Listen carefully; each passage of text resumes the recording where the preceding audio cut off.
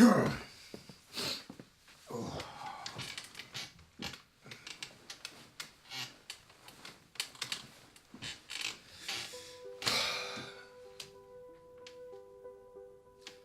I was walking back home, hand in pocket, rolling those warm, sweaty coins around.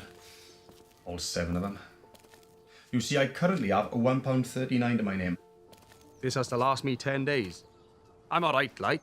I've got food and stuff in. Thankfully, I had the foresight to buy in the basics. You know, the bulky stuff. Beans, rice, pasta, all that stuff. And to be fair to them, they've lasted. I also froze the other half of that dolmio stirring I had. So the plan was to bulk that up with the one remaining tin of tuna I got in the cupboard. That and the nearly manky pepper. Well, that's like another 4 meals covered there, isn't it?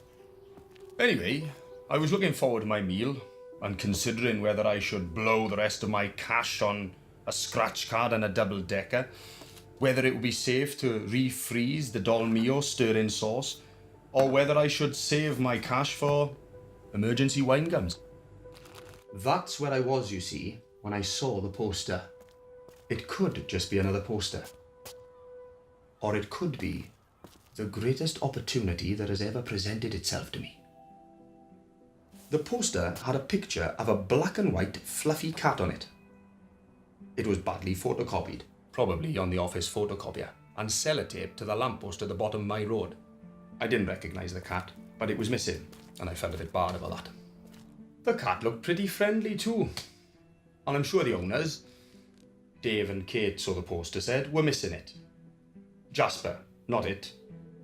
The cat's name was Jasper, according to the caption. I mean, poor Dave and Kate. They put the posters up, hadn't they? They'd taken the time to find the best photo of him, the best likeness, make the poster, go around desperate with grief, sticking it to all these lampposts. They obviously cared. And you know, you see these posters sometimes, don't you? From time to time, they creep up. But you never see the cat after.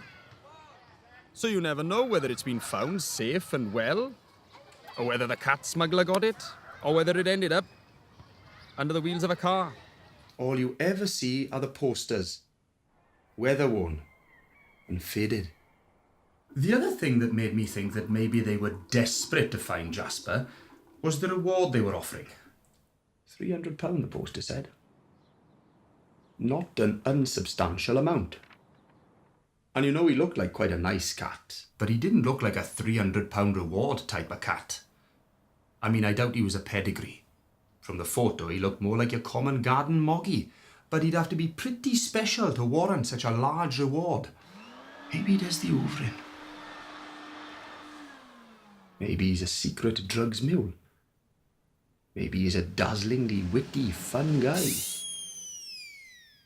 Or maybe Dave and Kate are just loaded. Whichever way you look at it, I want in. I should find this cat. I should solve this mystery. I should lap up the glory. Not to mention claim my reward and live like a king for the next 10 days. I mean, £30 a day. I could buy quilted toilet roll and everything. This could be the making of me.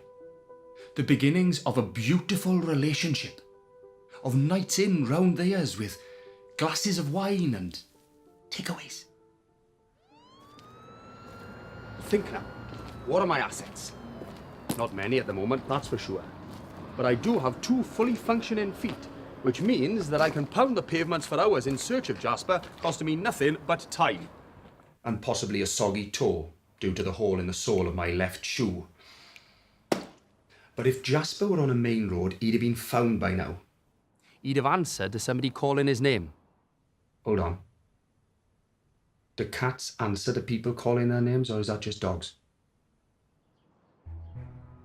Anyway, somebody would have seen him by now.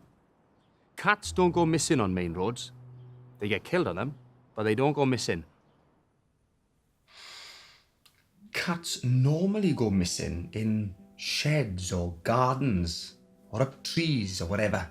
Now all the gardens round here back onto each other and are inaccessible from the road. So if he was in one of them, Any sleuth searching the streets wouldn't find him.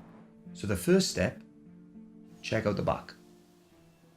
If he's there, winner. Now the other major asset I have at my disposal is that tin of tuna. Cats love a bit of tuna. So here's the thing. Do I throw caution to the wind? Crack open the tuna, spread it across the back lawn, and wait for Jasper, the greedy little minx, to come and gobble it all up. The obvious pitfall with this plan is that the aforementioned tuna should form a large part of my sustenance over the next 4 days. So if it is to be used, it should not be used lightly. I also don't want to draw a myriad of fitter, healthier, less missing cats to schnaffle the tuna while poor, broken, tired Jasper is unable to get to it. That would do my head in. And would be a waste of scarce resources. If I had the cash, I would in fact just buy another tin of tuna. Use one to feed myself and the other to lure Jasper. But I have done my research, and apparently £1.39 is no longer enough money to actually purchase a tin of tuna. I have visited markets, both local and super, and the cheapest I could get one for would be £1.55.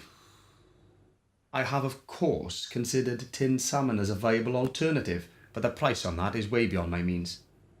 Don't get me started on tinned salmon. I suppose a compromise solution could be that the tuna is in fact tinned in brine.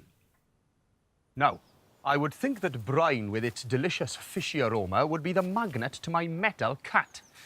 The traces of tuna in there too would surely be too much for Jasper to resist. Normally I would hastily throw open the tin and drain the brine straight down the sink. But what if I were to carefully decant the brine into a separate vessel and sprinkle it across the back lawn? I could cover a vaster area, the stench of one tiny drop traceable for miles. Do I have a pipette? I have no doubt, of course, that this too would draw many other cats from all around. But I suppose if I sat at the back window and watched, I could single out Jasper from the other cats and grab him when he put in an appearance. If I went back to the lamppost, I could take the poster down, not only eradicating any competition that might be out there, but also giving myself a fail-safe method of recognising Jasper from all the other black and white cats out there. Let's face it, there's got to be a few. Postman Pat's got one. Still, if Jasper were hurt or stuck, not even the delicious brine could tempt him. I would feel bad if he was out there, starving, stuck under someone's shed or up a tree, unable to move because of a broken leg. No doubt it would niggle at me, but I'd have to get over it. It's a dog-eat-dog world out there, and let's face it, I have to make some cash. So is it all worth it? In the end, that's the question I've got to ask myself. Should I speculate to accumulate?